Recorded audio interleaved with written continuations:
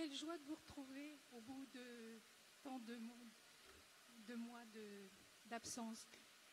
Et nous allons traiter les maladies trophoblastiques qui n'ont...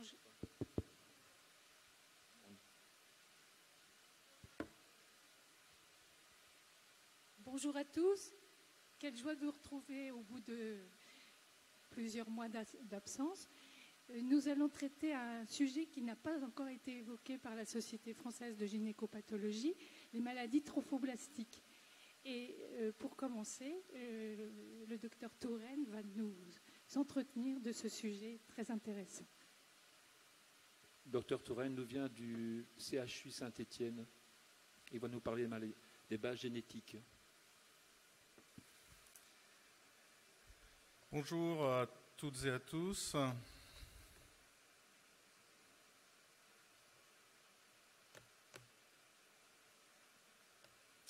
Alors, elle marche cette clé. C'est à moi de lancer la présentation. Je vois pas la flèche. Ah, par le track. D'accord, ok, ça marche. Merci beaucoup. Ouais. Et d'abord, je tiens à vous remercier de me donner l'opportunité de présenter ce travail génétique qui a débuté il y a un petit peu moins de 2 ans maintenant. Alors, mon propos va être essentiellement sur la problématique des grossesses molaires, des moles idatiformes, et vous le verrez encore plus spécifiquement sur les rares cas de moles idatiformes récidivantes, ce qui représente un problème majeur pour les femmes qui en sont concernées. Donc, comme vous le savez, les moles idatiformes sont des grossesses humaines avec un développement embryonnaire anormal, voire totalement absent, et une prolifération trophoblastique excessive. Je dis bien grossesse humaine, car à moins que quelqu'un d'autre ait des informations là-dessus, je ne suis pas parvenu à trouver d'exemples chez l'animal, en tout cas dans d'autres espèces animales que la nôtre, cette problématique de grossesse molaire.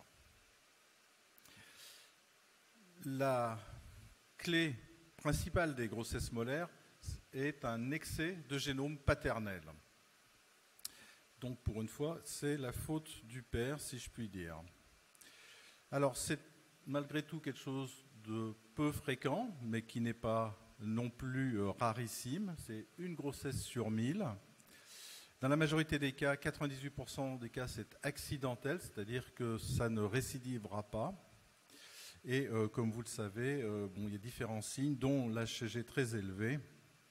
Et généralement, en tout cas dans nos pays occidentaux industrialisés, le diagnostic est fait assez tôt par l'échographie. Alors il y a 2 types de grossesse molaire. La première, la moins fréquente, ce sont les moles partiels, qui sont des triploïdies monogyniques diandriques, donc une participation de la mère, 2 participations du père, et elles sont définies par la présence de tissus embryonnaires au sein de la mole. C'est la raison pour laquelle on va parler de mole partiel. Et je ne reviens pas sur les aspects histologiques qui seront détaillés bien mieux que moi après. L'élément le plus saillant, c'est la positivité P57 à l'immunohistochimie, qui est le témoin d'un petit niveau, enfin d'une persistance d'expression d'un gène CDKN1C soumis à empreinte sur le chromosome 11 sur la copie maternelle. Donc, généralement, on a une fécondation d'un ovocyte par 2 spermatozoïdes, conduisant à cette triploïdie. Les moles idatiformes complètes, qui sont majoritaires, il n'y a pas de contribution maternelle dans ces moles idatiformes complètes, soit par disomie uniparentale de la totalité du génome paternel, soit par une anomalie de l'empreinte du génome maternel. C'est-à-dire que le génome maternel est bien présent, mais il est anormalement méthylé, anormalement imprimé, et donc il va être comme un génome un peu paternel, en tout cas pas assez maternel. Il n'y a pas d'embryon, et généralement, l'immunohistochimie P57 est négative, même s'il peut y avoir des exceptions. Et dans ces moles, il y a un risque de transformation néoplasique. Ces moles complètes peuvent être donc soit monospermiques, soit dispermiques, soit, et donc dans ces deux cas-là, uniquement avec une contribution paternelle, il n'y a pas de génome maternel, ou alors avec un génome biparental, et dans ce cas-là, il y a une anomalie de l'empreinte du génome maternel. Quels sont les facteurs de risque des moles ? Tout d'abord, la population. J'ai dit que c'était de l'ordre de 1 sur 1000 en Europe. Il y a des populations dans le monde où c'est plus fréquent, comme en Asie ou en Afrique, et possiblement moins fréquent aussi, par contre, en Amérique du Sud. L'âge maternel a un rôle et typiquement le risque de mole est accru chez les femmes jeunes ou au-delà de 35-40 ans, avec probablement d'ailleurs l'impact des anomalies chromosomiques plus fréquentes après 35 ans. Bien sûr, un autre facteur important de mole, c'est la mole elle-même, c'est-à-dire le fait d'avoir déjà eu une mole augmente le risque d'en présenter une deuxième. Et ce risque de récidive, alors qui a été plus spécifiquement étudié pour les moles complètes, est de l'ordre de 1 à 2% en Europe et un petit peu plus dans d'autres pays, au Moyen-Orient ou au Maghreb. Et bien sûr, je ne parle pas des pays asiatiques. Et donc, une personne ayant fait une mole complète a un risque de l'ordre de 1 à 2% de récidiver. Et s'il y a eu 2 moles complètes, ce risque augmente encore plus, témoin de la présence probablement chez cette femme de facteurs génétiques augmentant le risque de mole. Donc en effet, il a été identifié il y a quelques années un certain nombre de gènes responsables de ces problèmes de molidatiforme, et particulièrement des moles récidivantes, qui sont à l'origine d'ovocytes non fonctionnels, soit avec des anomalies chromosomiques, soit avec un défaut de l'empreinte du génome maternel de façon multiple. Et donc cet ovocyte, après fécondation, ne va pas se développer normalement et aboutir à un tissu molaire.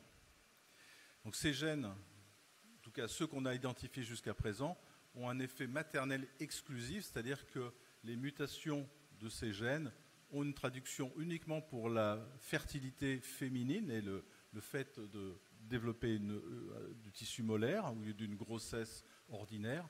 Et il semble que les hommes qui en soient porteurs n'aient pas de conséquences, ni pour leur fertilité, ni pour autre chose. Et d'ailleurs, je précise aussi que pour les femmes qui en sont porteuses de ces mutations, a priori, il n'y a pas d'autres conséquences que ces problèmes de reproduction. Et jusqu'à présent, toutes les variations qui ont été identifiées sont des variations dites bialléliques, c'est-à-dire que la femme a hérité d'une mutation d'un de ses gènes sur une copie de son père et sur l'autre copie de sa mère. Et donc le souci génétiquement est au niveau de la mère, au niveau de ses ovocytes, et non pas directement au niveau de l'embryon. Ce n'est pas une maladie génétique touchant l'embryon parce qu'il y a quelque chose hérité du père et quelque chose hérité de la mère, c'est quelque chose présent chez la mère, un défaut de développement de ses ovocytes. C'est donc une pathologie à transmission autosomique récessive. Donc il y a 6 gènes connus. Les 3 premiers, et surtout donc, le gène NLRP7 qui est le principal, qui est celui dans lequel on trouve le plus souvent des mutations, code pour des protéines qui participent au complexe maternel sous-cortical et qui donc aboutissent à des anomalies de la méthylation d'un certain nombre, anomalies d'expression d'un certain nombre de gènes fondamentaux pour le développement de l'embryon. Donc vous voyez que les variations bialléliques de ce gène NLRP7 sont responsables de 80% des molidatiformes récurrentes, avec une petite fraction de ces femmes qui, malgré tout, ont une grossesse naturelle, vivante, normale. C'est un pourcentage extrêmement réduit, et on y reviendra. En plus de ceci, il s'est avéré que, visiblement, certaines hétérozygotes, donc avec une seule mutation, l'autre copie étant normale, de NLRP7, auraient un risque augmenté de fausses couches et ou d'enfants avec des anomalies de l'empreinte multiples. Il y a un certain nombre de maladies génétiques liées à l'empreinte. Les plus connus, c'est le syndrome d'Angelman, le syndrome de Prader-Willi, le Wedman-Beckwith, le Silver-Russell, le Temple, etc. Et certains enfants, c'est rarissime, ont plusieurs anomalies de méthylation, donc pas un seul endroit, pas un seul chromosome. Et il semblerait que NLRP7 et quelques autres gènes de la même famille, comme NLRP5, puissent avoir un rôle. C'est une augmentation de risque, parce que dans l'immense majorité des cas, les femmes doublement mutées NLRP7 ont hérité ça de leur père qui est hétérozygote et de leur mère qui est hétérozygote. Et le plus souvent, leur mère, malgré le fait d'être hétérozygote, n'a pas eu de problème de procréation. 3 autres gènes indiqués ici qui, eux, sont plutôt impliqués dans le processus de la méiose et de la recombinaison chromosomique et qui peuvent être à l'origine plutôt, on va dire, de désordre de nombre de chromosomes au niveau de l'ovocyte qui conduit soit à une absence de chromosome maternel dans l'ovocyte, un ovocyte vide, qui est fécondé après par un ou deux spermatozoïdes, ou alors de multiples anomalies chromosomiques, mais qui aboutit, là encore, à une mole complète. Et il y a très peu de cas décrits où aucune naissance vivante pour les femmes concernées n'a été décrite. Donc là, brièvement, c'est notre panel d'études génétiques pour cette situation, avec les 6 gènes que j'ai déjà mentionnés, un certain nombre de gènes candidats, et puis d'autres gènes sur lesquels je ne vais pas revenir. Vous voyez, on a commencé il y a relativement peu de temps.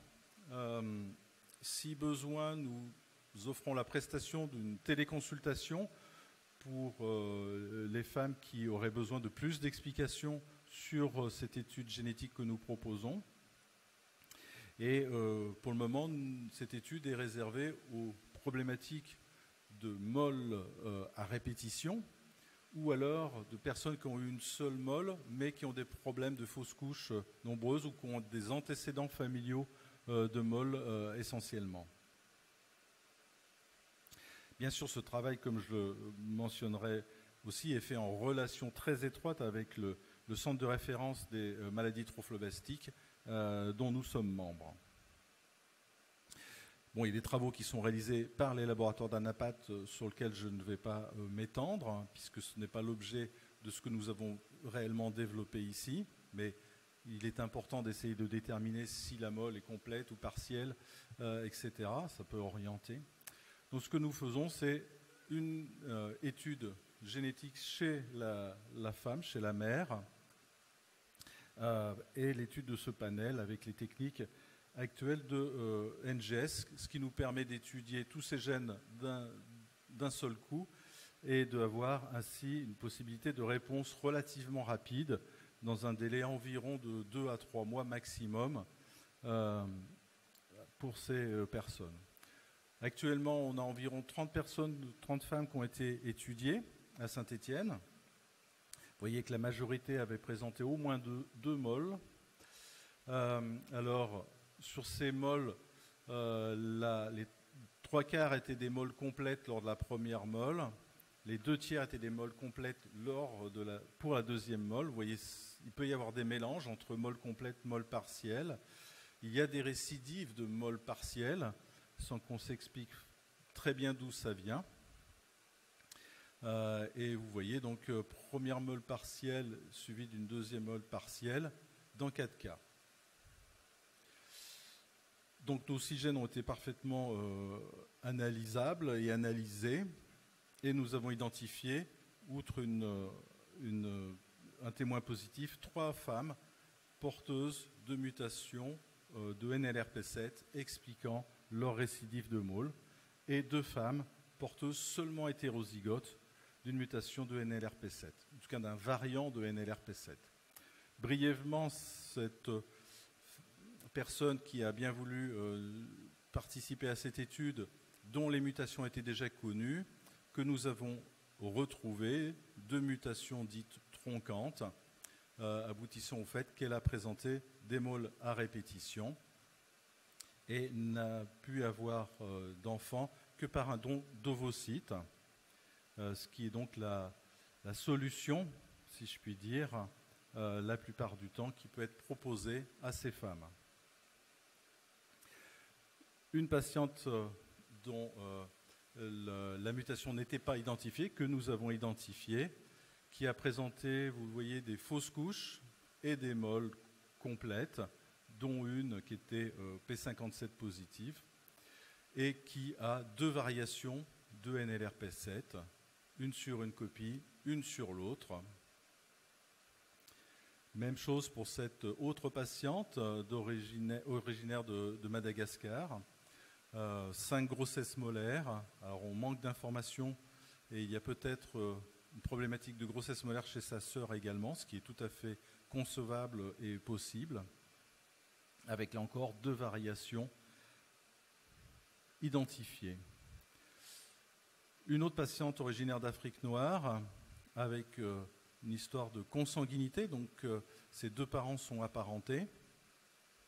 Et cette personne a noté que dans ce cas-là particulier, cette personne ainsi que sa sœur jumelle sont nés après fécondation in vitro et leurs parents ont eu plusieurs fausses couches, mais leur mère a quand même eu aussi des enfants après, avec un autre conjoint.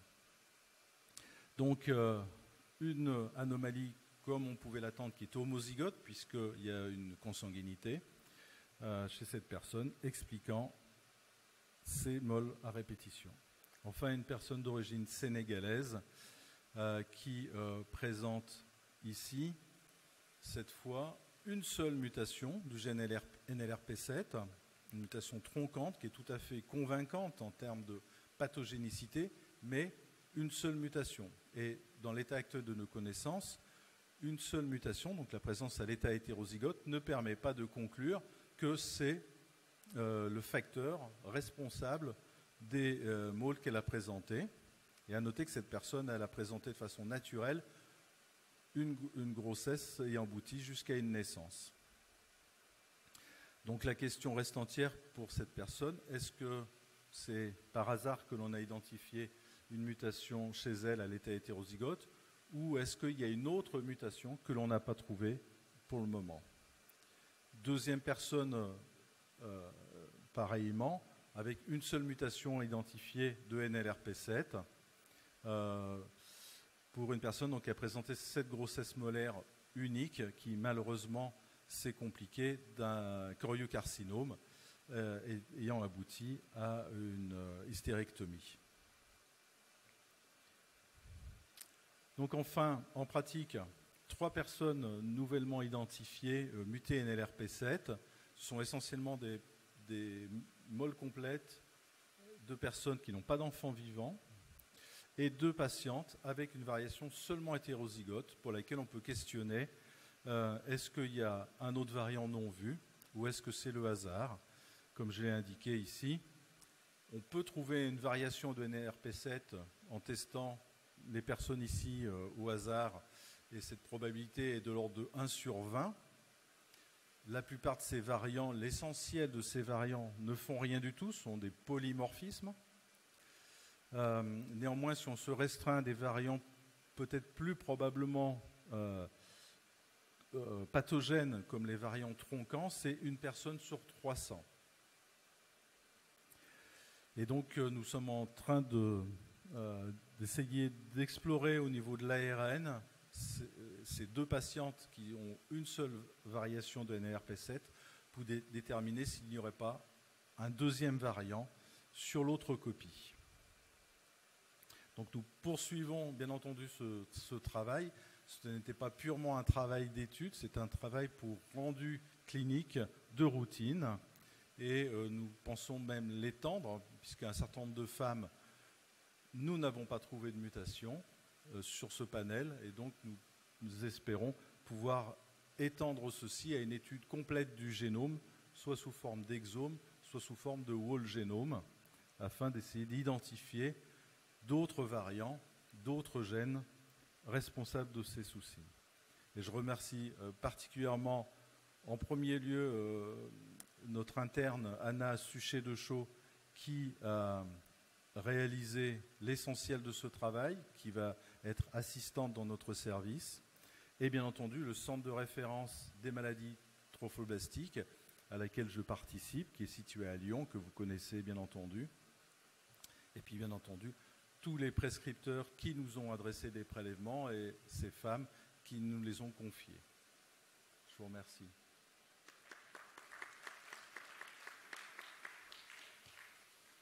Nous avons le temps pour une ou deux questions. Est-ce qu'il y a des questions dans la salle? C'était clair ou trop compliqué? Je ne sais pas. Moi, je voudrais vous poser une question. Vous avez montré dans votre population que les anomalies de NLRP7, en tout cas, oui, ça a touché presque uniquement dans vos populations des patientes africaines. Est-ce qu'il y a d'autres, on sait que c'est plus fréquent les mâles complètes chez les patientes asiatiques, est-ce qu'on retrouve ce type d'anomalie ou c'est spécifique? Donc, effectivement, il se trouve que parmi les personnes pour lesquelles on a trouvé une mutation, il y en avait un nombre important originaire d'Afrique noire, Madagascar, Sénégal, Côte d'Ivoire, mais également une personne d'origine asiatique, et je pense que ça traduit vraiment la fréquence accrue des molydatiformes dans ces populations-là. Après, je n'ai pas d'explication plus évidente. Dans certains cas, l'explication par la consanguinité, évidemment, va d'elle-même, mais à un certain nombre de ces situations, ce n'est pas la consanguinité, c'était deux mutations différentes. Pour quelles raisons est-ce que c'est un peu plus fréquent chez ces personnes, dans ces populations-là? Bon, on peut toujours imaginer des facteurs environnementaux ou extérieurs qui donneraient une pression de sélection positive pour les hétérozygotes éventuellement. Mais ça n'a pas été ni étudié ni montré. Il n'y a pas de mutation épigénétique montrée de... Alors non, à ma connaissance, il n'y a pas de facteur qui arriverait de façon purement épigénétique à ce résultat. Provoquer une mutation. Ouais. Merci beaucoup. Merci. Y a-t-il des questions? Tout est clair? Merci.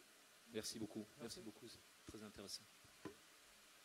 Alors, maintenant, nous allons avoir un duo de choc pathologique avec Fanny Pelluard et Bettina Bessière qui vont nous parler de l'épineux problème des diagnostics des maladies trophoblastiques pour les pathologistes.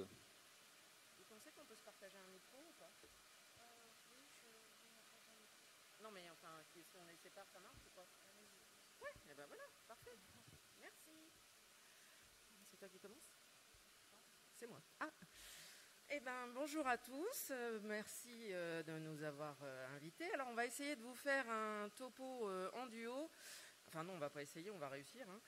Sur les classifications, sur la classification anatomopathologique des môles idatiformes, et on vous parlera, mais très succinctement, des tumeurs gestationnelles, parce que tout simplement, vu le temps accordé, il a fallu faire quelques choix.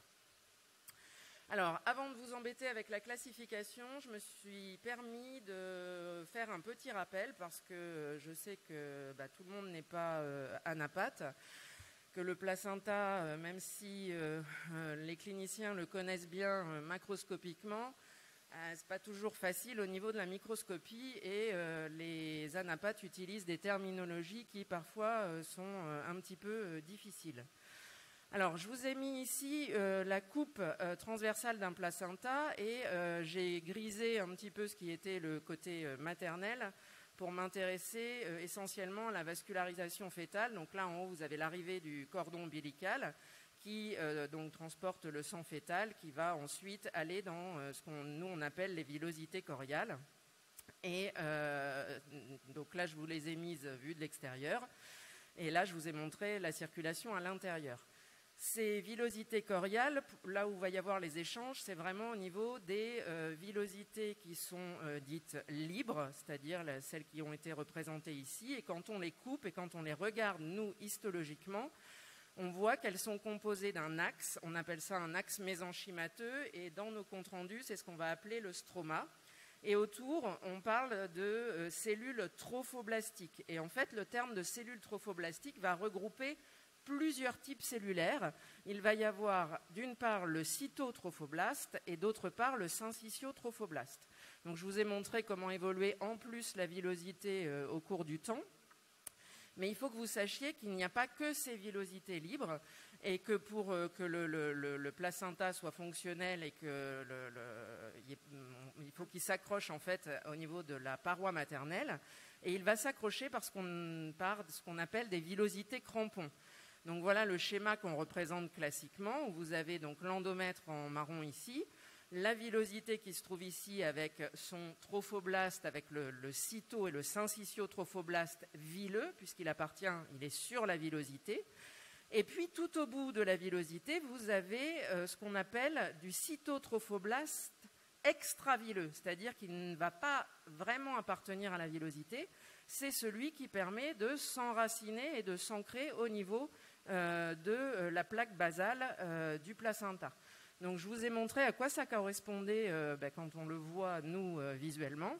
Donc ça va donner des villosités comme ça qui vont présenter effectivement, mais de façon unipolaire, c'est-à-dire que d'un côté une prolifération, on a l'impression d'avoir une prolifération trophoblastique. Alors je vous en parle parce que très souvent ça peut être pris justement, je vais vous expliquer que les pathologies trophoblastiques, c'est une prolifération de ce fameux trophoblaste, mais vous voyez qu'ici histologiquement on peut avoir l'impression d'avoir du trophoblaste qui prolifère alors qu'on est dans quelque chose qui est complètement normal. Donc c'est ça ce qu'il va falloir aussi apprendre à reconnaître. Et ce que vous voyez, c'est que vraiment, cette prolifération, elle ne se trouve qu'à un pôle de la villosité, là où ça va s'enraciner. Elle ne se met pas du tout complètement autour de la villosité. Donc la classification, nous on se base sur la classification OMS et on décrit on décrit 3 grands groupes. Et celui que je vais vous présenter ce matin, c'est le groupe qui comprend des villosités, à savoir les grossesses molaires. Les môles idatiformes, qu'elles soient partielles ou complètes, et puis la môle idatiforme invasive et métastatique.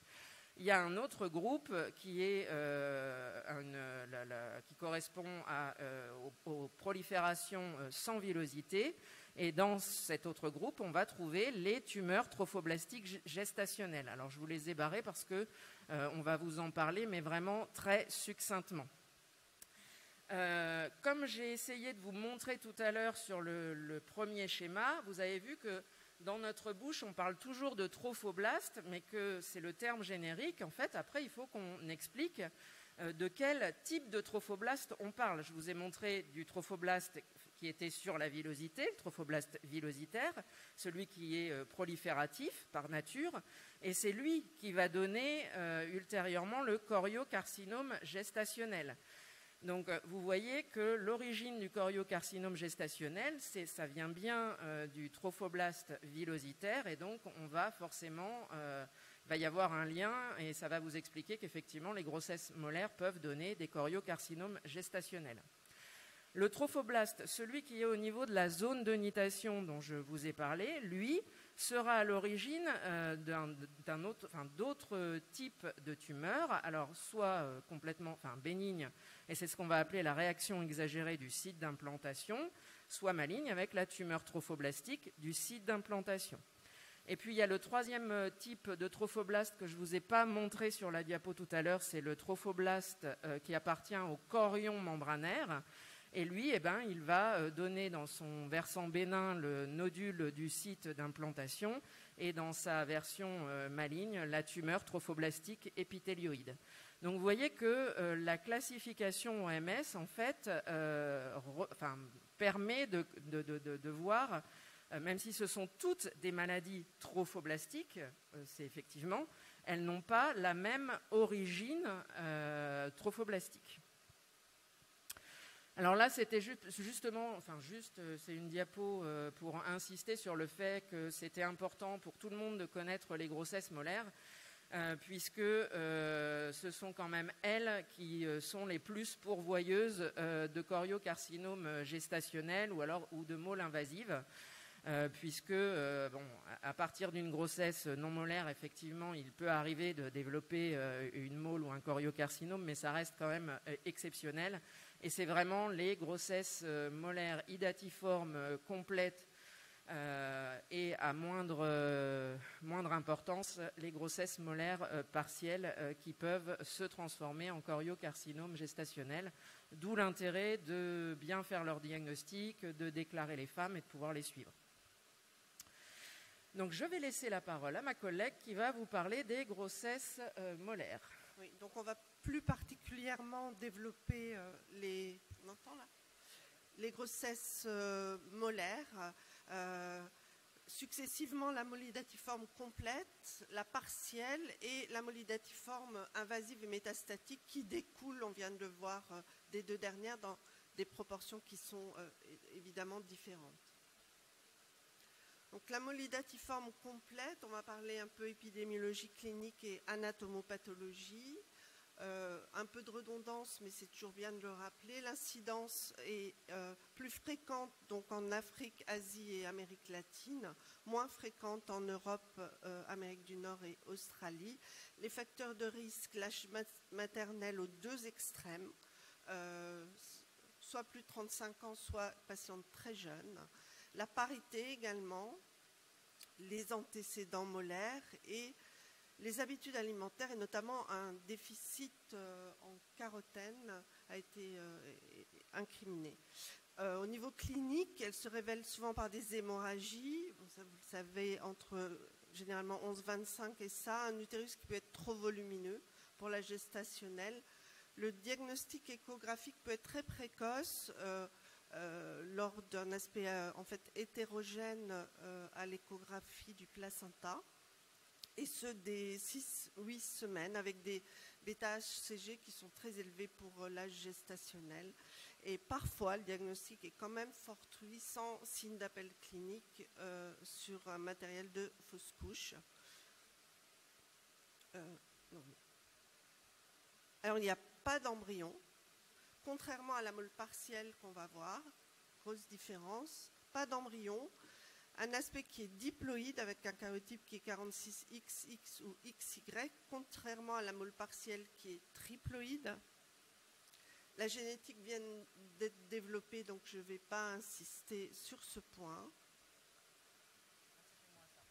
Oui, je vous avais représenté, j'avais essayé de vous représenter schématiquement un petit peu ce qui se passait pour la formation de ces molydatiformes complètes, en expliquant qu'il y avait... le grand message, c'est de retenir effectivement que ce sont des grossesses qui sont diploïdes, et majoritairement parce qu'on a de l'eau paternelle, c'est vraiment ça le message. Alors après...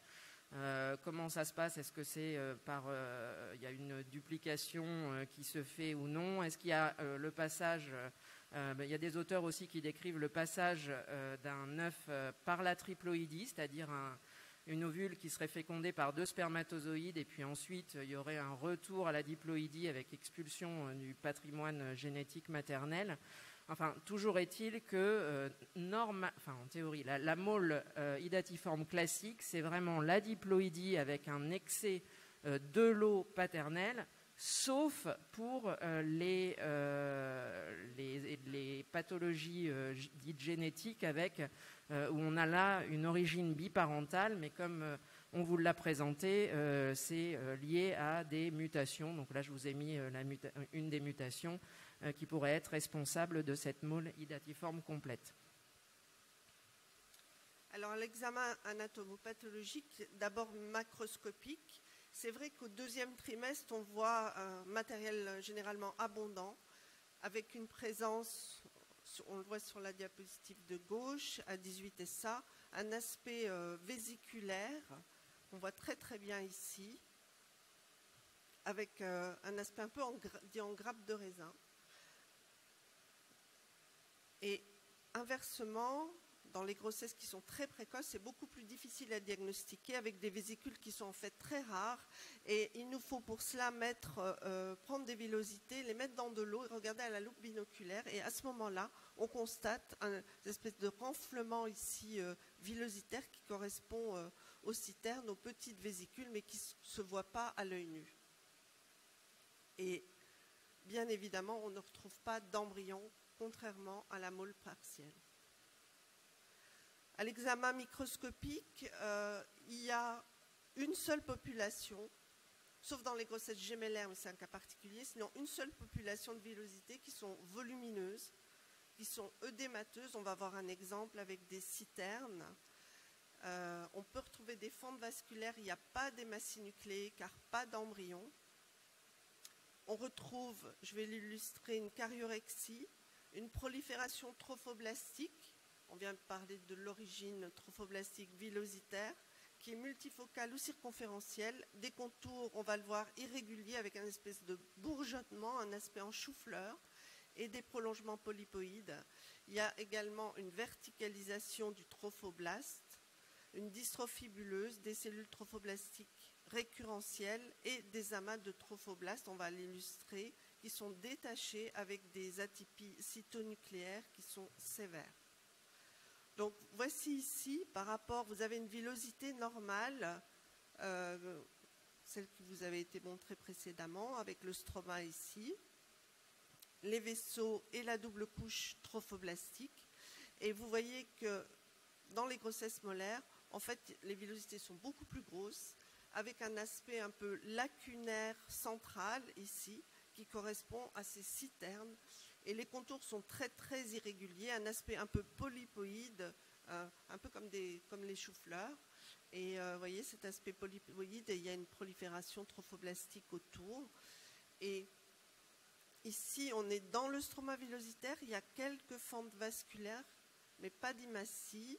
Et on retrouve, vous avez un aspect un peu poussiéreux, granulaire, qui est diffus ici, et qui correspond en fait à la cariorexie, qui est vraiment une caractéristique de la mole complète, un élément diagnostique important.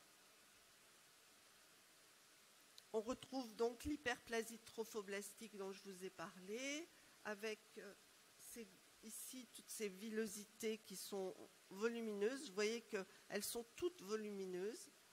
Et avec ici ce trophoblaste qui, contrairement à la villosité normale, est très hyperplasique.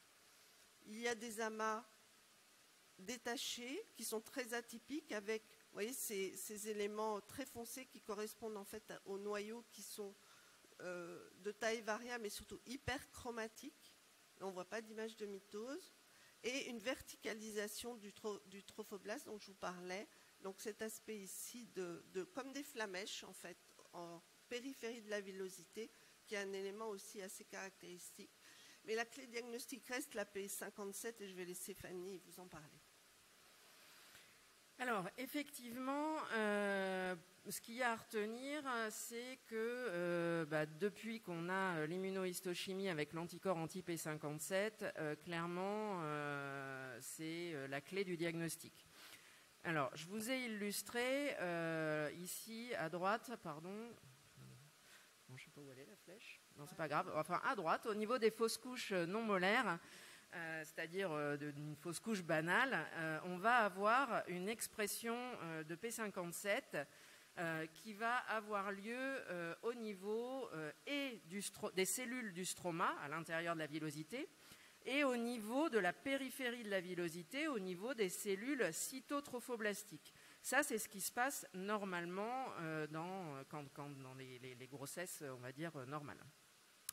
Dans la mole complète, on va avoir une perte d'expression de cette P57 et donc on va se retrouver avec un stroma qui est entièrement négatif et le cytotrophoblaste qui lui aussi va être négatif.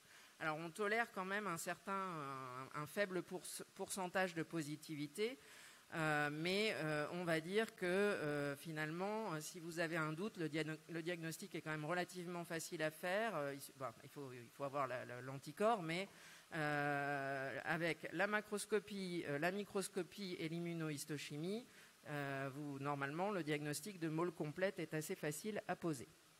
On verra, je vous décrirai plus tard ce qui va se passer dans la mole partielle. Donc voilà ce que ça donne au niveau des images. Donc ce sont des grosses villosités molaires. Alors on a la chance d'avoir un témoin, ce qu'on appelle un témoin positif, c'est-à-dire que les cellules trophoblastiques qui sont en dehors de la villosité, quoi qu'il arrive, elles vont exprimer le P57. Donc là, je sais que ma technique a bien fonctionné, mais par contre, au niveau effectivement du stroma et du cytotrophoblaste, je n'ai absolument aucune expression. La même chose ici, et donc on peut conclure tout à fait à une mole complète. Ah, c'est moi aussi ? Ah mince. Au niveau du pronostic des moles complètes, en fait, voilà pourquoi c'est important de poser le diagnostic, c'est que effectivement l'évolution peut se faire vers le choriocarcinome et la mole invasive. Ce qui explique qu'il est important effectivement que le diagnostic soit posé et que les femmes soient suivies, que les bêta-HCG soient régulièrement contrôlés, tout en sachant que dans la grande majorité des cas, il y a quand même une régression et une normalisation des bêta-HCG, sauf dans les cas effectivement où nous avons les mutations génétiques, où là le risque de récidive est vraiment très très important.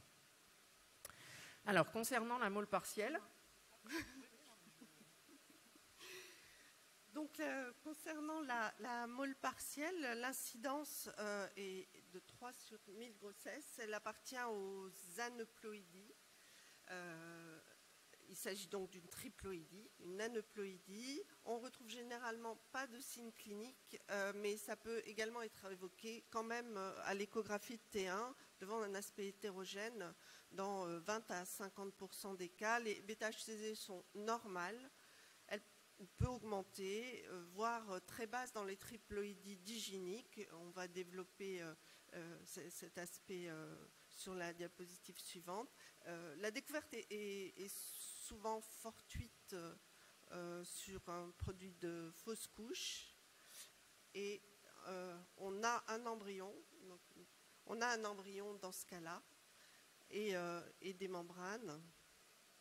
Donc, il y a deux types de grossesse triploïde, donc de grossesse de mole partielle. Il y a la triploïdie par diandrie, qui est la majoritaire, à 69 chromosomes, avec donc 2 lots chromosomiques paternels et 1 lot chromosomique maternel. Dans ce cas, on a les deux, des lots paternels et des lots maternels, contrairement à la plupart des moles complètes. Donc il s'agit à ce moment-là d'une mole partielle, donc une triploïdie qui aura un aspect histologique molaire. En revanche, le deuxième type de triploïdie, qui est moins fréquent, c'est la triploïdie digynique, avec non pas 2 lots de chromosomes paternels, mais 2 lots chromosomiques maternels et un seul lot de chromosomique paternel. Ce qui va donner une triploïdie qui est non molaire, donc un aspect du placenta qui va être différent et qui est illustré ici. Vous avez à la fois des fœtus et des placentas issus de grossesses par triploïdie diandrique ou par triploïdie diginique. À gauche, une triploïdie diandrique avec un fœtus qui est mal formé. On a souvent au niveau externe une syndactylie 3-4 et une macrocranie. Et vous voyez que son placenta est hypertrophique avec une taille qui est en fait 2 fois la taille de la tête fœtale. En revanche, pour la triploïdie diginique, à droite, vous voyez que le placenta est très petit par rapport à la taille de la tête fœtale. Contrairement, tout ça est au même calibre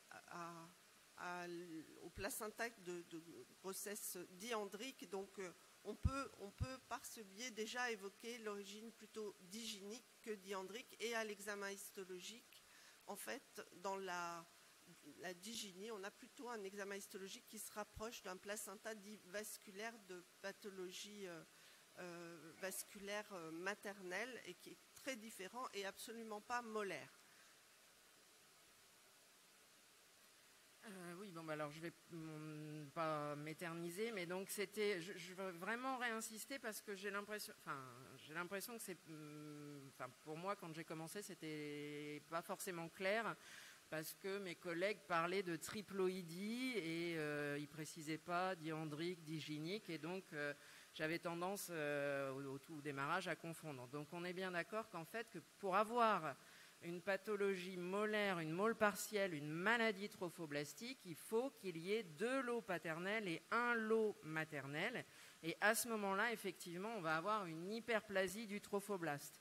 En revanche, alors quelle que soit la façon, que ce soit un ovocyte qui soit fécondé par 2 spermatozoïdes ou par un seul spermatozoïde avec une duplication, mais en revanche, si on se retrouve avec une triploïdie où on va avoir 2 lots maternels, la maman, entre guillemets, participe très peu au placenta finalement, et donc dans ce cas-là, il n'y a pas d'hyperplasie trophoblastique, on a un petit placenta, et ce n'est absolument pas une grossesse molaire. Il n'y a pas besoin de suivre la patiente, de suivre ses bêta-HCG, ça ne rentre pas dans le cadre des maladies trophoblastiques. Je repasse la main. Alors, d'un point de vue anatomopathologique, l'examen macroscopique, qui est très important, retrouve un matériel en fait qui est moins abondant généralement que pour les moles complètes, avec très rarement des vésicules. On en voit quelques-unes ici, mais vous voyez que dans l'ensemble du placenta, quand vous le regardez, contrairement à l'image que je vous ai montrée précédemment, on voit au même terme. Je vous ai montré tout à l'heure un aspect en grappe de raisin sur les moles complètes, et vous voyez au même terme ce placenta qui présente quelques vésicules, mais vraiment très peu par rapport à ce qu'on a vu précédemment. Avec une grosse différence aussi, c'est que souvent on retrouve un embryon. Dans les aspirations précoces, il n'est pas toujours dans le matériel, mais on retrouve au moins des membranes, ce qui permet d'orienter encore le diagnostic.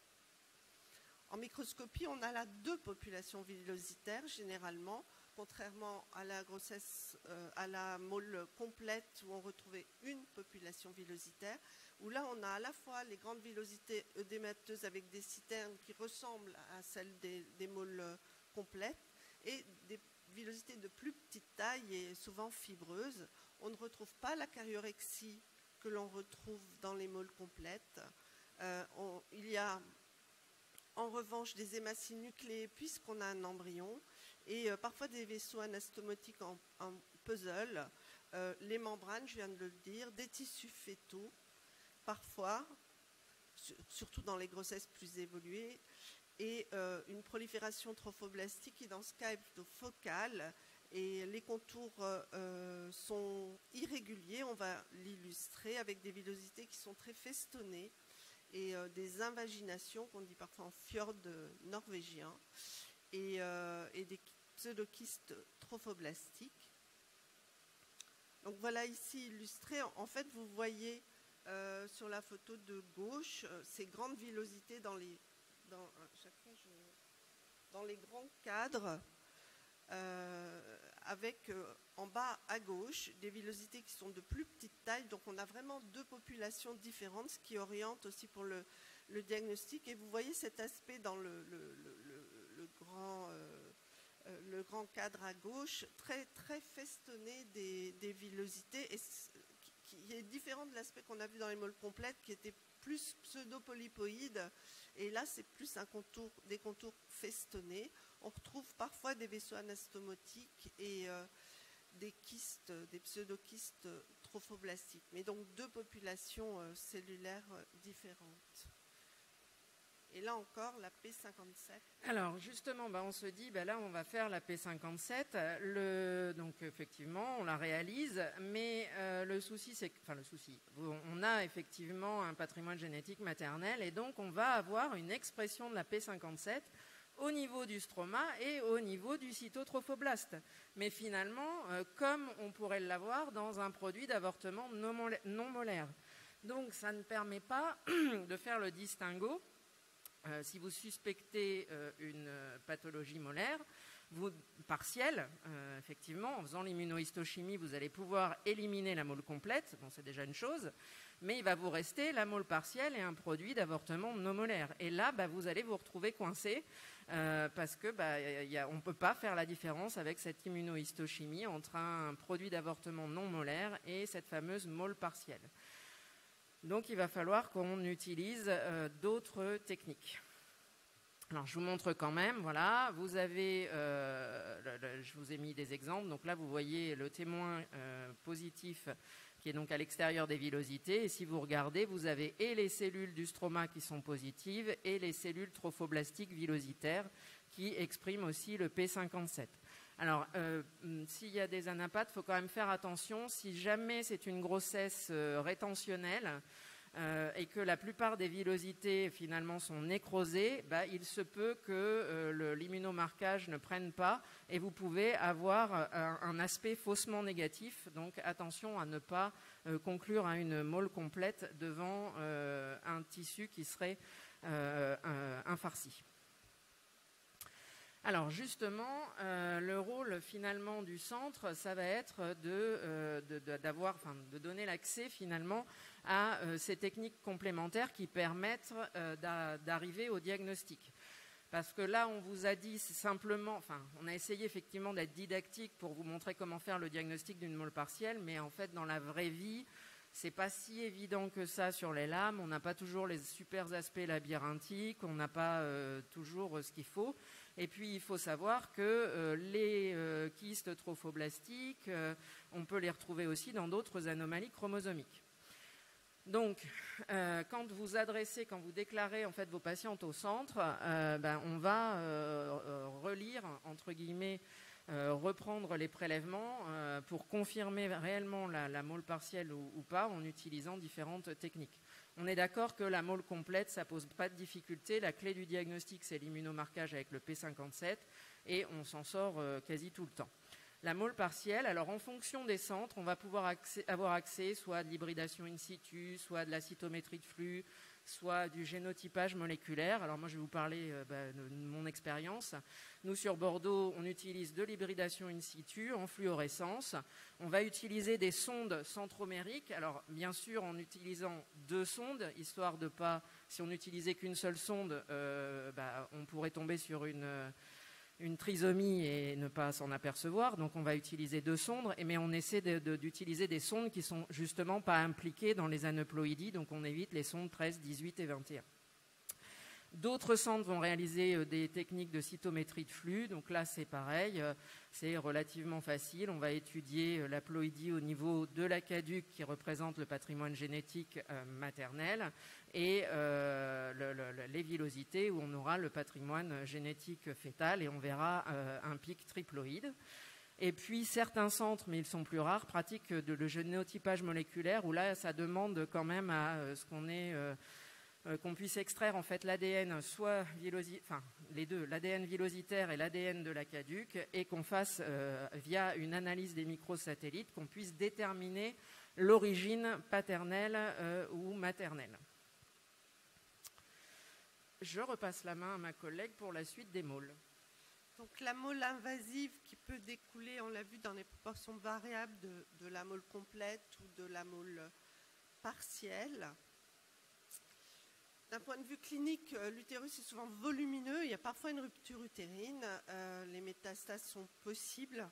Les bêta-HCG, évidemment, dans ce cas, restent élevés et à la fois les villosités molaires et le tropho prolifèrent et infiltrent, on va le voir, le myomètre. Le diagnostic histologique se fait sur pièce d'hystérectomie et le diagnostic différentiel de la mole invasive est le choriocarcinome. Et dans ce cas, on n'a pas de villosité, alors que dans la mole invasive, vous voyez ici à gauche un aspect de vague qui correspond en fait au myomètre, aux fibres musculaires du myomètre, et ce qui dissocie complètement ces fibres musculaires, c'est à la fois les villosités, vous les voyez, qui sont molaires, comme celle que je vous ai montrée précédemment. On la voit bien sur la photo centrale. Et également, vous avez des amas détachés sur le côté qui correspondent en fait aux trophoblastes qui prolifèrent et qui dissocient complètement ce myomètre. Et illustré à droite également un embole vasculaire. Donc dans la mole invasive, on retrouve ces villosités molaires, ce qui n'est pas le cas pour le choriocarcinome. En autre diagnostic différentiel des moles, il y a la dysplasie mésenchymateuse, Fanny va vous l'illustrer, et également les fausses couches hydropiques, on en a parlé, et les autres aberrations chromosomiques, notamment concernant l'aspect un peu anfractueux des villosités et le trophoblaste récurrent. Oups. Donc un des gros diagnostics différentiels, c'est la dysplasie mésenchymateuse. Alors, on ne va pas forcément, dans nos comptes rendus, vous parler de dysplasie mésenchymateuse. Tout simplement parce que quand ça a été décrit, la dysplasie mésenchymateuse, ça correspondait à certains critères macroscopiques et microscopiques. Donc là, effectivement, ce que je vous ai illustré, c'est une vraie dysplasie mésenchymateuse. On a un fœtus qui d'ailleurs a un omphalocèle, on a le placenta, quand on le retourne, on voit qu'il y a un aspect totalement vésiculaire. On voit qu'effectivement, on a ces gros troncs là qui sont dilatés. Donc là, oui, je pourrais vous parler de dysplasie mésenchymateuse dans le compte-rendu. Mais il faut savoir que ces aspects-là peuvent être aussi rencontrés très tôt à l'échographie. Et quand on reçoit sur un produit de fausse couche où il a été vu des vésicules, on ne pourra peut-être pas vous parler de dysplasie mésenchymateuse parce qu'on n'aura pas tous les critères, on sera trop tôt. Et dans ce cas-là, on vous parlera de mosaïque ou de chimérisme androgénétique et biparental. Mais en fait, c'est la même chose que la dysplasie mésenchymateuse, c'est juste qu'on n'a pas, nous, tous les critères que l'on nous demande de cocher au niveau macroscopique et microscopique pour utiliser le terme. Donc si vous voyez dans nos conclusions chimérisme androgénique et biparental, c'est une dysplasie mésenchymateuse. Alors, je vous ai mis une illustration au niveau de l'histologie. Et effectivement, de loin, on se dit, oh là là, grande villosité, une citerne, des contours irréguliers, est-ce que ce ne serait pas une pathologie molaire ? Alors, on peut réfléchir en se disant, bon, c'est quand même un petit peu bizarre, j'ai des membranes, j'ai du tissu fœtal, j'ai des hématies nucléées, ça ne fait pas très mole complète, donc ça pourrait plus être peut-être une mole partielle, mais le trophoblaste autour, il n'est pas du tout, mais pas du tout hyperplasique. Donc là, ça ne rentre pas dans les maladies trophoblastiques. Alors vous avez compris qu'à chaque fois qu'on avait une suspicion de mole, on se jetait sur notre immunomarquage favori qui est la P57. Et là, aux surprises, on n'a ni l'expression qui pourrait être dans une mole complète avec une perte d'expression du stroma et des cellules du cytotrophoblaste villositaire, ni non plus l'expression qui serait présente dans une mole partielle où les deux seraient positifs. On se retrouve avec ce que nous, on va appeler une P57 discordante. C'est-à-dire que le cytotrophoblaste autour de la villosité va exprimer la P57 alors que les cellules du mésenchyme vont rester négatives. Et vous comprenez maintenant pourquoi on vous parle de chimérisme androgénique et biparental. C'est parce qu'on pense qu'effectivement, les cellules du cytotrophoblaste sont biparentales et donc elles expriment la P57, alors que les cellules du mésenchyme, finalement, sont androgéniques et vont perdre l'expression de la P57. Les petits bâtonnets qui étaient là, c'était parce que je voulais représenter les chromosomes à l'intérieur des cellules pour vous montrer l'androgénie et la biparentalité. Donc on l'a vu, dans les diagnostics différentiels, ce qui va, en plus de la dysplasie mésenchymateuse, on va être confronté aux fausses couches hydropiques, où on peut avoir plusieurs populations cellulaires, mais dans ces cas-là, les contours vont être réguliers. Il n'y a pas cet aspect en carte de géographie. Même si le stroma peut être très œdémateux, on ne va pas avoir de vraies citernes. Il faut faire attention parce que vous allez probablement rencontrer ces fameuses villosités crampons que je vous ai montrées au démarrage et pas prendre ces villosités crampons pour une hyperplasie trophoblastique. Dans les fausses couches hydropiques, il n'y a pas d'hyperplasie trophoblastique.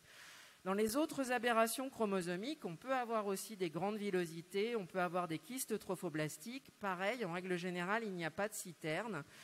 Mais c'est vrai qu'on peut avoir une hyperplasie trophoblastique discrète, ce qui du coup pose le souci avec la mole partielle. Et c'est pour ça que nous, dans le cadre des relectures que l'on a, on a pas mal d'aberrations chromosomiques où on nous demande finalement est-ce que ça ne serait pas quand même une triploïdie diandrique.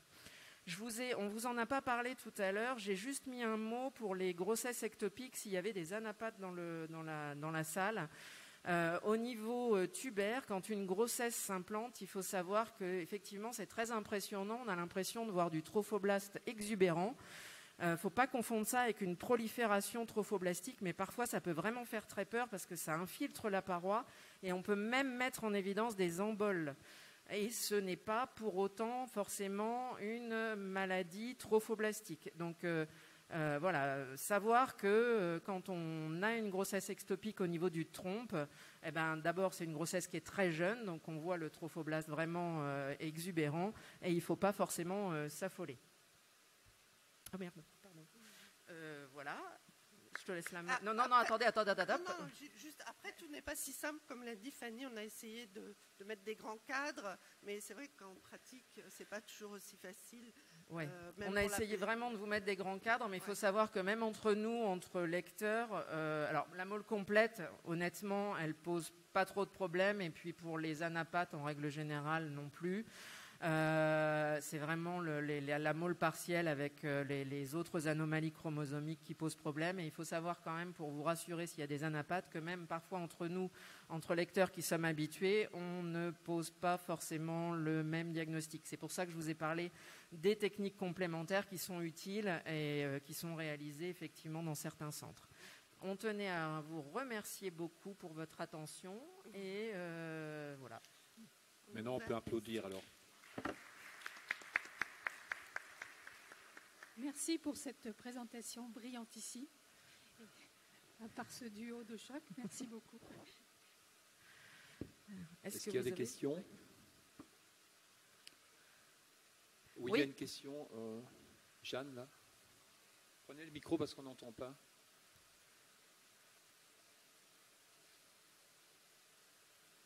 Dans le premier et dans le deuxième topo, vous avez parlé de la fréquence augmentée dans certaines populations. Est-ce que c'est quand elles sont... est-ce que si c'est des populations qui migrent, elles gardent leur fréquence augmentée ? Enfin, une femme asiatique qui vivrait en Europe, une femme d'origine asiatique qui vivrait en Europe, est-ce qu'elle a... Enfin, vous voyez ce que je veux dire ou pas du tout ? Alors, d'après ce que j'ai compris, c'était de dire qu'on a dit tous les deux, enfin tous les trois même, qu'il y avait une fréquence augmentée dans certaines populations asiatiques, par exemple. Mais la question, c'est de savoir si quand la femme est déracinée, est-ce que sa fréquence continue à augmenter ? Alors là, j'ai pas... non, ça sous-entendrait que ce serait lié à l'endroit où on vit ou à quelque chose. Oui, je comprends bien. Effectivement, si ça disparaît quand elle arrive ici, on pourrait suspecter un facteur environnemental qui n'aurait pas. J'avoue que là, C'est une très bonne question, mais je ne connais absolument pas la réponse. Après, vous disiez que les mutations étaient plus fréquentes aussi, essentiellement en Afrique et aussi en Asie. Oui, les mutations oui, M. Touraine a dit, d'après ce que vous avez retrouvé, effectivement, ce sont des femmes qui vivent ici. Voilà, donc les femmes que vous avez eues où vous avez trouvé les mutations, c'est des femmes qui sont déracinées, enfin, entre guillemets. Oui, tout à fait. Donc, de toute façon, la question reste ouverte puisqu'on a un énorme biais de sélection. On n'étudie qu'une toute petite proportion de ces femmes, qu'elles soient d'origine caucasienne ou extra-caucasienne, d'Afrique noire ou d'Asie. Donc, je ne sais pas répondre à la question. Il va falloir qu'on continue à explorer. En fait, ça a commencé il n'y a pas très longtemps là, d'explorer. Et pour l'instant, c'est vrai qu'on envoie les prélèvements génétiques que si ça a récidivé. Et comme vous l'avez vu, les récidives, c'est quand même extrêmement rare. Bonjour. Est-ce qu'une grossesse molaire partielle peut être menée à terme? Grossesse molaire partielle peut-elle être menée à terme? Alors, la question pour tout le monde, c'est est-ce que la grossesse molaire partielle peut être menée à terme? C'est-à-dire celle qu'on a vue... la molaire, donc l'a dit Andric, c'est une bonne question. Je pense pas, j'en ai jamais vu moi à terme. Elles sont en général interrompues avant. Ouais, il y a des malformations. C'est malformatif, donc souvent. Oui, mais c'est vrai que si c'est chez nous, elles sont interrompues. Oui, c'est ça. Nous, on a un biais de recul. Je réponds juste pour mes collègues, parce que moi, je suis la partie clinique du centre. Et donc, généralement, la grossesse s'interrompt avant, deuxième trimestre. Soit il y a une grosse prééclampsie, soit une éclampsie, soit une hémorragie, mais ça ne va jamais à terme. Au-delà du fait qu'elles ne seraient pas viables, mais elles ne vont jamais à terme. Ah, mais c'est vrai que la question se pose parce que potentiellement, c'est des anomalies de membres, etc. Mais effectivement, le placenta est quand même très, très dysfonctionnel. Ouais, hein. ouais. Moi, j'ai une petite question. Oui. Il y a encore une question là-bas. Oui. Putain, j'entends rien du tout là. Monsieur, on ne vous entend pas. Attendez,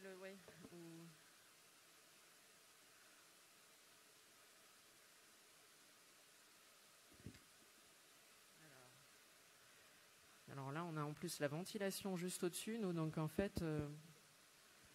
Bonjour tout le monde. Bonjour. J'ai une question sur un cas particulier de grossesse gémellaire, dont une grossesse molaire et l'autre une grossesse, on peut dire, normale. La fréquence, origine génétique et voilà, la prise en charge.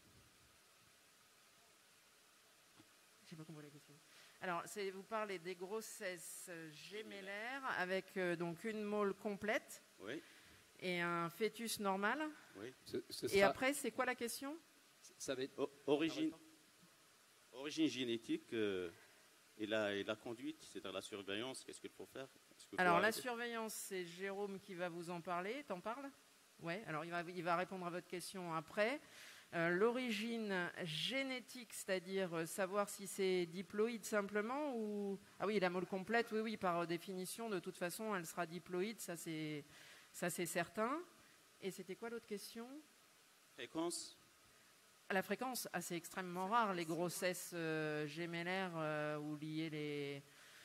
Alors la fréquence exacte, là vous me posez une colle, mais je pense que, je sais pas, j'ai dû en voir 2 ou 3, c'est vraiment exceptionnel. Hein. En 20 ans, dans le centre français, on a enregistré environ 140 cas en 20 ans. Donc ça reste quand même très très rare, rapporté au nombre de grossesses sur la même période. C'est un événement très très rare. Moi, j'ai encore une petite question pour vous deux, là. Oui. Vous avez montré qu'un certain nombre de moles complètes peuvent évoluer ou sont associées à un choriocarcinome. Est-ce que vous parlez dans les moles complètes de notion de choriocarcinome intraplacentaire? Et si oui, quel est le rôle de la protéine SOL4 qui est négative normalement dans les choriocarcinomes? Je vous demande ça parce qu'en fait, les anglo-saxons parlent de choriocarcinome intraplacentaire associé à des grossesses molaires, mais c'est controversé.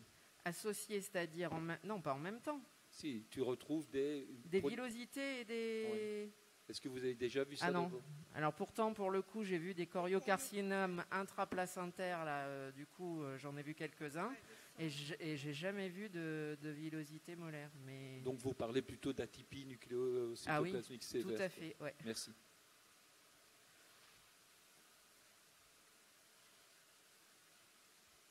Il n'y a plus d'autres questions?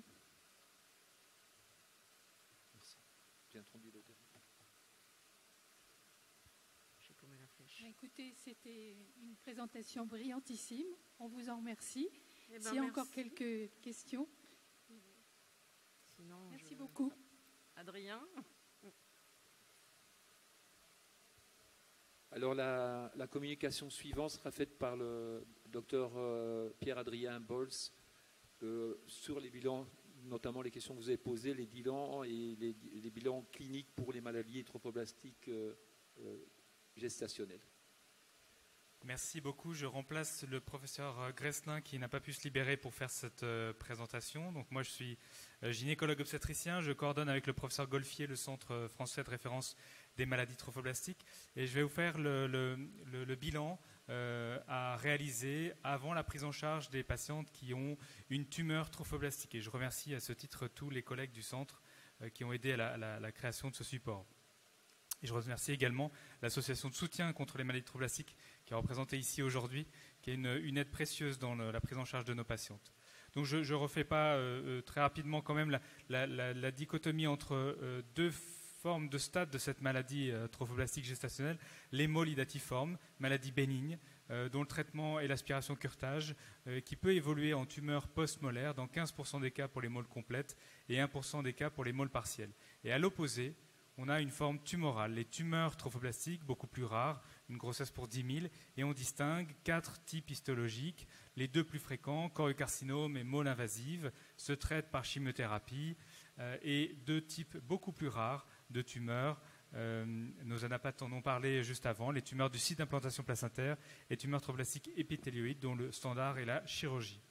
Donc les tumeurs trophoblastiques, c'est 75% des cas, ce sont des moles invasives et on va dire 20-25% des cas des choriocarcinomes gestationnels. Le reste, c'est exceptionnel.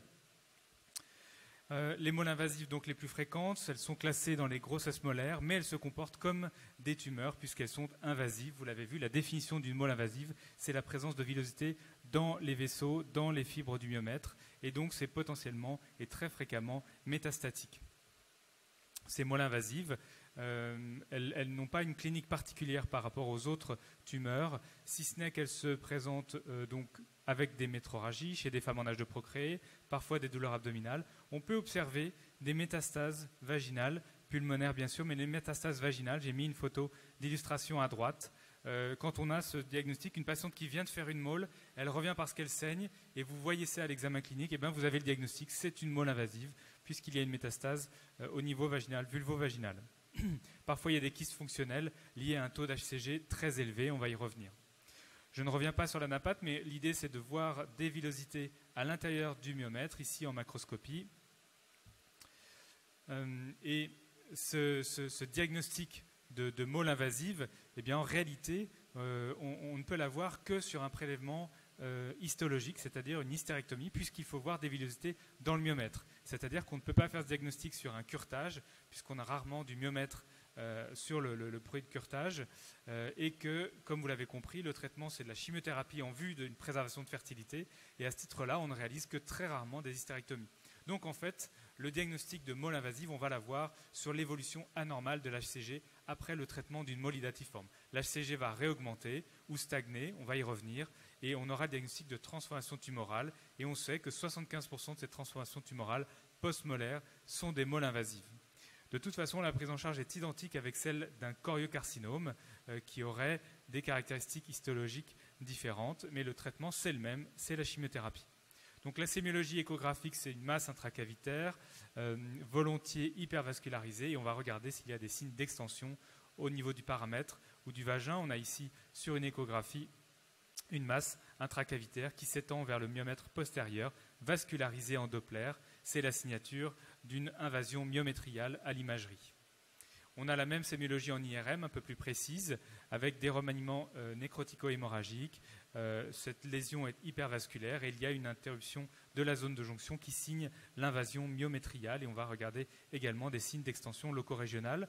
On a ici une molle plutôt volumineuse en coupe sagittale, intracavitaire, avec ici, sur les flèches, des signes d'invasion myométriale potentielle. On note ici des ovaires hyperstimulés avec un HCG très élevé.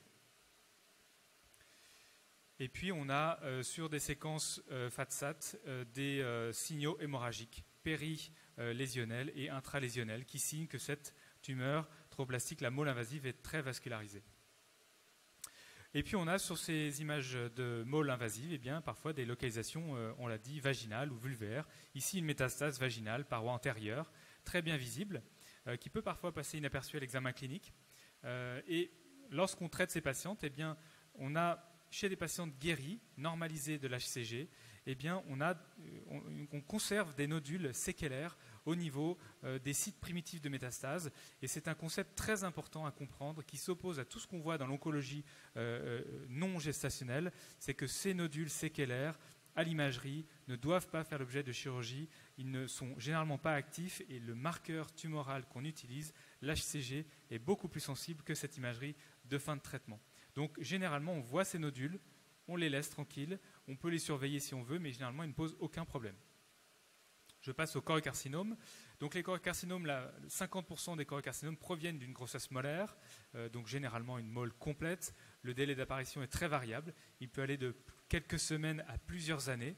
On a eu récemment un choriocarcinome 12 ans après une grossesse molaire, dont on a pu attester que les deux étaient issus de la même fécondation, c'est-à-dire que ces tumeurs sont à développement très tardif parfois, 25% après grossesse à terme et 25% après fausse couche, avortement ou grossesse extra-utérine. Il s'agit en IRM d'une masse intramyométriale hétérogène, hémorragique, hypervascularisée également, avec une invasion myométriale comme pour la molle invasive. Une invasion locorégionale possible, bien sûr, paramètres, vagin, annexe et organes pelviens. On le voit ici avec une tumeur en IRM beaucoup plus vascularisée. Ce sont les vaisseaux noirs qu'on voit ici au sein de la lésion.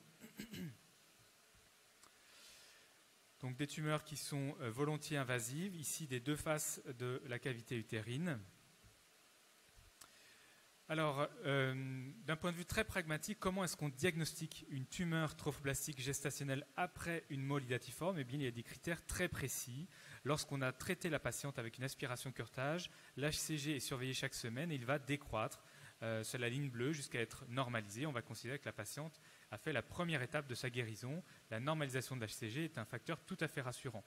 En revanche, il y a des critères définis par la FIGO en 2000 de stagnation sur 4 semaines consécutives ou élévation sur 3 semaines consécutives de l'HCG dans l'issue d'une molle qui traduisent, qui signent la transformation tumorale post-molaire. Et ces critères suffisent à porter le diagnostic, à lancer un bilan d'extension et à traiter sans histologie. On peut se passer d'histologie dans cette situation bien précise.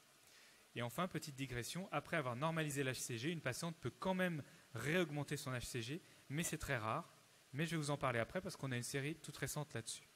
Alors qu'est-ce qu'on fait en première intention quand l'HCG remonte ? Bien sûr, c'est l'imagerie de référence en imagerie pelvienne gynécologique, c'est l'échographie endovaginale. Et en premier lieu, en fait, c'est toujours s'assurer qu'il n'y a pas une nouvelle grossesse évolutive qui explique la réaugmentation de l'HCG. Et on ne va pas traiter une nouvelle grossesse évolutive par chimiothérapie, bien entendu. Donc il faut faire la distinction très rapidement. Et puis ensuite, on va rechercher une complication qui est fréquente. 25% des molles se compliquent d'une rétention trophoblastique. Donc on va chercher cette rétention trophoblastique dans le but de la traiter. Et enfin, si on pense qu'effectivement elle a bien une transformation tumorale, il va falloir rechercher la présence d'une lésion et caractériser son invasion myométriale.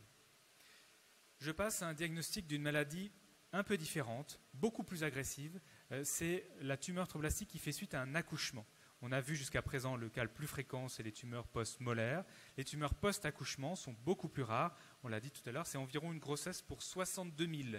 Un choriocarcinome post-accouchement, c'est une grossesse pour 62 000. Donc c'est beaucoup plus rare, mais c'est beaucoup plus agressif. Une patiente qui a un choriocarcinome post-accouchement, concrètement, elle va être métastatique, elle va avoir un très haut risque de résister à la chimiothérapie, voire de décéder de sa maladie. Et il faut le suspecter, ce diagnostic, parce qu'on passe souvent à côté, a posteriori. Bien sûr, c'est facile pour nous, puisque nous, on reçoit les patientes lorsque le diagnostic est fait. Mais en pratique quotidienne, ce diagnostic, il n'est pas simple à faire. C'est une hémorragie persistante inexpliquée du postpartum. Une hémorragie du postpartum, moi j'ai ma vision du centre des maladies tromblastiques, il faut doser un HCG. Ça ne coûte rien. S'il est négatif, on est rassuré. On a peut-être perdu 25 €. Mais s'il est positif, s'il est élevé à plusieurs milliers, vous sauvez la vie de la patiente. Une détresse respiratoire avec des métastases pulmonaires chez une femme jeune, a priori chez une femme qui est en âge de procréer, donc avec un accouchement récent, c'est un diagnostic par définition de tumeur du post-accouchement. Les signes cliniques d'hyperthyroïdie, il y a un HCG très élevé. L'HCG très élevé a un effet TSH-like sur la thyroïde et peut donner de réels cas de thyrotoxicose. Et enfin, l'hémorragie d'un site métastatique, parfois sur une hémorragie cérébrale par exemple. Donc ici, des métastases pulmonaires volumineuses 3 mois après un accouchement chez une patiente dyspnéique. Donc ça, c'est un diagnostic à avoir en tête vraiment. Et puis, je vous ai dit tout à l'heure qu'on pouvait se passer du diagnostic histologique lorsqu'on a un contexte très évocateur, soit une mole suivie d'une élévation de l'HCG, soit une patiente qui vient d'accoucher et qui a un HCG à 200 000. On peut se passer du diagnostic histologique, sauf dans 2 formes, les tumeurs rares, que sont les tumeurs du site d'implantation placentaire, et les tumeurs tromblastiques épithéloïdes. Ces tumeurs ont un HCG qui est faible, généralement quelques dizaines à quelques centaines d'unités, et se présentent majoritairement sous forme localisée à l'utérus, non métastatique dans la plupart des cas. Et dans cette situation, bien, le diagnostic est fait parce qu'on ne sait pas bien pourquoi les patientes saignent, pourquoi elles ont un HCG élevé. Souvent, c'est pris pour un myome un peu atypique, donc on va faire des biopsies et on tombe sur le diagnostic de tumeur du site d'implantation placentaire. C'est la plus fréquente des 2 tumeurs rares, ou alors la tumeur tromblastique épithéloïde.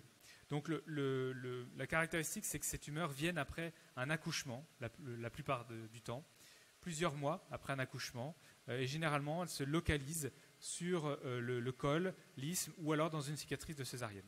Ici, on a une coupe histologique de l'utérus chez une femme qui a eu une hystérectomie pour une tumeur du site d'implantation placentaire volumineuse, avec en macroscopie un tissu un petit peu jaune qui tranche avec le tissu myométrial. Je m'arrête là pour la description macroscopique. Le bilan d'extension, il est standardisé. C'est une IRM pelvienne, une échographie vaginale, un TDM thoracique et abdominal injecté et une IRM cérébrale. Il n'y a pas de place pour le TEP en première intention dans ces tumeurs. Un aspect que vous pourriez être amené à croiser, je vais vous rassurer là-dessus, ce sont des ovaires hyperstimulés par un HCG à plus de 200 000. On n'en fait rien du tout, sauf si la patiente est symptomatique, c'est-à-dire sauf si elle torse son ovaire ou si elle saigne de l'un de ses kystes. Mais généralement, au-delà de quelques douleurs abdominales, ça ne pose pas plus de problèmes que ça et on n'y touche surtout pas. C'est la chimiothérapie qui va faire baisser l'HCG et qui permettra de guérir. Ce ne sont pas des métastases ovariennes d'une tumeur tromblastique.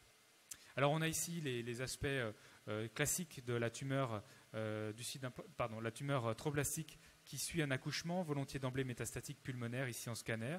On voit les métastases en radio. Ici, un lâcher de ballon pulmonaire chez une jeune patiente qui avait effectivement une tumeur tromblastique gestationnelle post-accouchement. Des localisations plus rares, mais plus préoccupantes, localisation hépatique. Ici, une tumeur du lobe droit du foie. Donc ça, c'est un phénomène assez rare, 10% des cas. Et lorsqu'on a ce genre de tumeur au niveau hépatique, de métastase au niveau hépatique, eh bien, on sait que le pronostic est altéré. Alors, on a fait 2 catégories récemment, entre plus ou moins de 6 métastases hépatiques.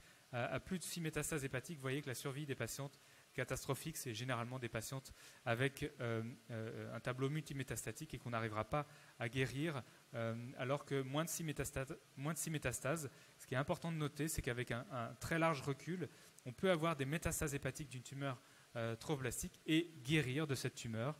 Et donc ça, c'est le message vraiment très important.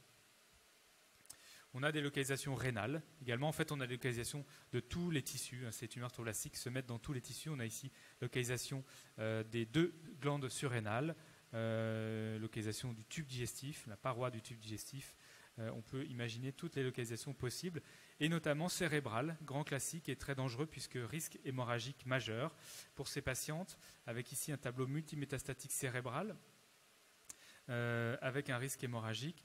Et on sait que de la même façon, quand on a une métastase cérébrale, on a tendance à penser que la prise en charge va être d'emblée très complexe, voire palliative dans l'immense majorité des cancers. Et en réalité, pour les tumeurs tromblastiques, l'objectif est bien la guérison. Là, ce sont les chiffres du Centre français. Lorsqu'on a une métastase cérébrale au diagnostic de tumeur tromblastique, eh bien 70% des patientes sont en vie 5 ans après la prise en charge. Et donc ça, c'est vraiment un message d'espoir avec assez peu de conséquences sur la qualité de vie au quotidien. Je ne développerai pas plus ce point-là qui sera développé par le professeur Canlorbe tout à l'heure, mais quand on fait ce bilan d'extension, il a un seul intérêt, c'est de scorer la patiente avec le score FIGO. Ce score FIGO a été adopté en 2000 par tous les pays, tous les centres qui traitent les maladies tromblastiques, et on va, pour chacun de ces critères, évaluer le nombre de points à donner à la patiente. Est-ce que c'est une patiente de plus ou moins de 40 ans? Quelle est la grossesse à l'origine de la tumeur? Est-ce que c'est une grossesse qui s'est terminée récemment? Une patiente qui a accouché il y a 2 mois, eh bien on lui cote 2 pour la grossesse à terme et 0 pour le délai. Quel est son taux d'HCG au moment du diagnostic? Quelle est la taille tumorale au bilan d'extension? Le site métastatique, vous voyez que c'est tellement fréquent de voir des métastases dans les poumons qu'on ne le cote même pas, ça compte 0. Et on va compter le nombre de métastases. Très important, on compte le nombre de métastases pulmonaires sur la radiothorax. C'est un peu anachronique, mais ça a été fait comme ça en 2000. Ça permet de faire la même chose dans tous les pays du monde. Et c'est bien la radiothorax qui nous permet de compter les métastases, notamment pulmonaires. Et ensuite, le pronostic de ces patientes, eh bien, il va dépendre de ce score FIGO. On aura l'occasion d'y revenir pour la deuxième partie. En fonction du score FIGO, la survie n'est pas la même. Mais la plupart des patientes, c'est le nombre de patientes ici sur la ligne verte tout en haut, ce sont des patientes à bas risque et ont un excellent pronostic avec une survie à 99,7% à 5 ans. Et je terminerai sur un point complémentaire du bilan des tumeurs tromblastiques qui devient de plus en plus fréquent dans notre pratique. Dr Pelluard et Dr Bessière ont parlé tout à l'heure du génotypage moléculaire pour le diagnostic des môles, distinguer ce qu'est une môle complète d'une môle partielle, d'un avortement ou de chimère.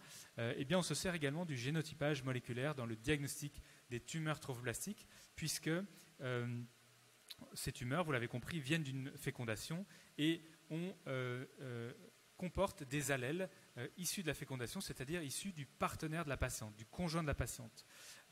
Et ça, c'est un élément qui va signer la nature gestationnelle de la tumeur. On se pose cette question, puisque dans les diagnostics différentiels des tumeurs trophoblastiques gestationnelles, il existe des tumeurs à différenciation trophoblastique qui sécrètent de l'HCG, mais qui ne sont pas d'origine gestationnelle, qui sont d'origine somatique. La plupart du temps, ce sont des carcinomes urothéliaux, pulmonaires, et ces tumeurs ont un pronostic radicalement opposé.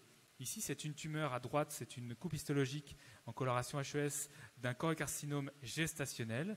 Et puis, l'image d'en dessous, c'est un choriocarcinome non gestationnel. Alors, la présentation histologique est quand même très superposable. En revanche, lorsqu'on regarde en génotypage moléculaire, eh bien, on va amplifier des fragments qui sont variables entre les individus, qui servent notamment dans la police scientifique à identifier l'origine des prélèvements d'ADN effectués sur des lieux de crime, par exemple. Eh bien, on voit dans la tumeur trophoblastique d'origine gestationnelle qu'il y a des allèles dans la tumeur qui ne sont pas présentes chez la patiente. Et cela, ça signe l'origine gestationnelle. Alors que dans une tumeur non gestationnelle, eh bien, il n'y a aucun allèle dans la tumeur qui ne soit pas présent chez la patiente, ce qui en fait une tumeur d'origine somatique. Et pourquoi c'est important? Eh bien, ça, c'est cette publication de 2013 du Centre anglais qui montre que les tumeurs gestationnelles se trouvent ici en termes de survie globale. Donc, il y a les tumeurs à bas risque, les tumeurs à haut risque, avec un pronostic tout à fait intéressant et rassurant sur 15 ans de suivi. En revanche, les tumeurs non gestationnelles ont un pronostic effroyable avec une survie qui ne dépasse pas quelques mois généralement. Donc c'est un élément important lorsqu'on a un diagnostic d'une tumeur dont on hésite sur l'origine gestationnelle d'avoir recours à ce génotypage. Je vais conclure en disant que le diagnostic il est basé sur l'HCG qui évolue après une môle idatiforme et rarement sur un prélèvement histologique.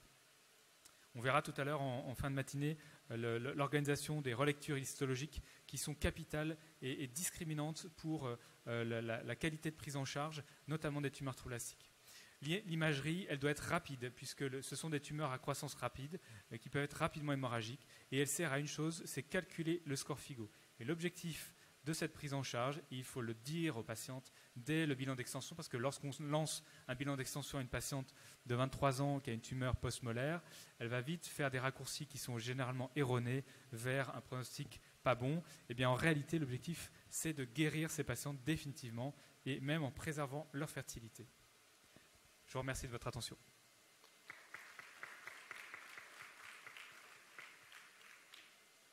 Merci beaucoup pour cet exposé très intéressant. Est-ce qu'il y a des questions? Oui, là-bas.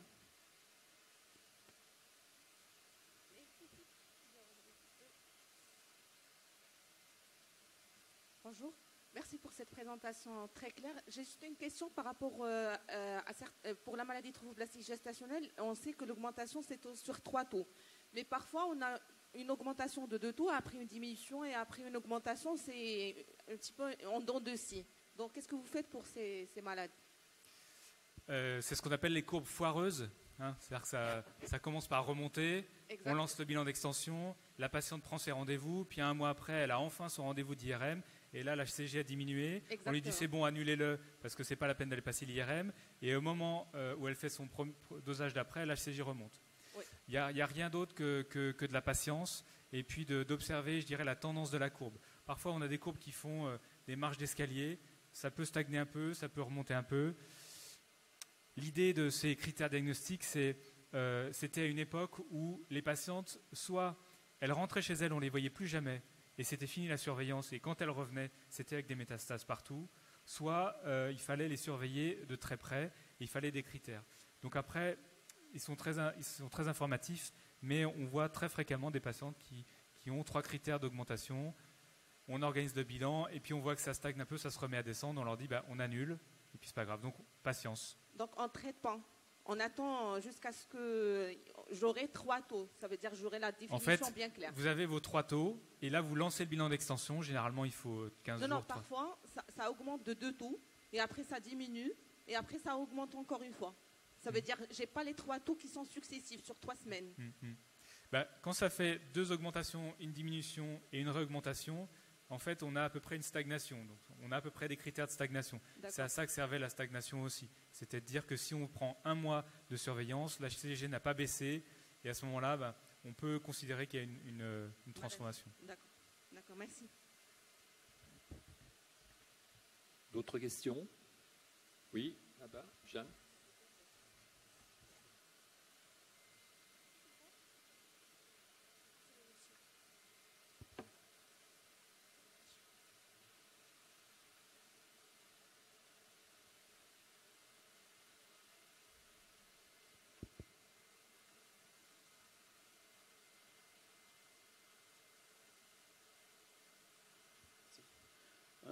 Parfois, on a cette image d'hypervascularisation au Doppler qui persiste même après la guérison d'une moelle invasive. Donc, qu'est-ce qu'il faut faire? Est-ce qu'on peut autoriser une grossesse? Parfois, c'est... Ça, on pourra en reparler tout à l'heure dans la présentation pour les traitements, mais généralement, l'imagerie en post-traitement n'est pas forcément recommandée, parce qu'on sait que le marqueur HCG est encore plus fiable que l'imagerie. Peut-être que l'imagerie pourrait avoir un intérêt pour dire... une patiente de 50 ans, s'il faut avoir le cœur net, peut-être qu'il reste une vascularisation, pourquoi pas lui faire une hystérectomie. Mais en fait, l'HCG c'est d'ailleurs le premier marqueur tumoral qui a servi au suivi des tumeurs depuis les années 50, c'est que ce marqueur est ultra sensible et très spécifique. Donc il nous suffit pour la surveillance, à tel point qu'on ne fait pas d'imagerie dans la surveillance. Merci. Donc elle n'a pas de valeur sémiologique. C'est-à-dire qu'on peut autoriser une grossesse, il n'y a pas de problème. Parce que parfois, on a cette image, le Doppler, c'est... Non, je pense que si l'HCG est normalisé, l'activité tumorale a disparu. En revanche, on voit bien des séquelles, soit sous forme de nodules un petit peu stériles, soit sous forme de pseudo-MAV, c'est-à-dire qu'il y a une vascularisation péritumorale qui, elle, persiste, même si la tumeur a disparu, même si on a guéri la patiente de sa tumeur, on peut avoir des vascularisations beaucoup plus longues à disparaître et parfois qui persistent et qui posent problème. Mais sur le plan de la sécurité oncologique, on est rassuré. On la considère comme séquelle, c'est tout. Merci. Oui, tout à fait. Merci pour cette réponse. Le temps passe. Je pense qu'il n'y a pas d'autres questions. On va devoir conclure. Jean-Luc me fusille du regard. Donc, merci à tous les intervenants. Merci beaucoup.